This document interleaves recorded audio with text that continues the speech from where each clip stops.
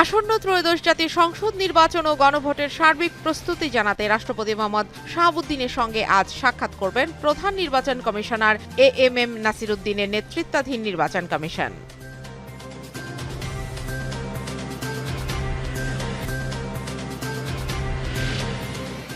Internet বন্ধ করে গণহত্যার মামলায় সজীব ওয়াজেদ জয় ও জুনায়েদ আহমেদ পলকের বিরুদ্ধে শুনানি আজ। আন্তর্জাতিক অপরাধ ট্রাইব্যুনাল 1-এ এই শুনানি অনুষ্ঠিত হবে।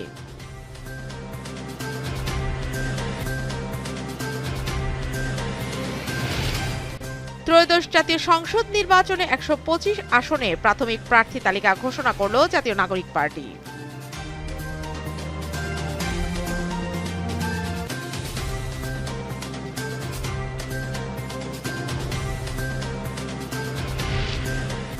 রাশিয়ায় একটি সামরিক বিমান বিধ্বস্ত হয়েছে। এ ঘটনায় কেউ বেঁচে নেই বলে আশঙ্কা করা হচ্ছে। ইভানোভো অঞ্চলে রাশিয়ান সামরিক পরিবহন বিমানটি বিধ্বস্ত হয়।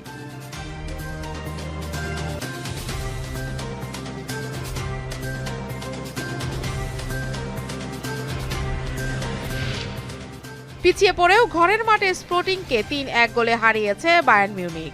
আলিয়াঞ্জ অ্যারেনায় প্রথমার্ধে দু দলই গোল করতে ব্যর্থ হয়। খুব বেশি সুযোগ সৃষ্টি করতে পারেনি কোনো দল।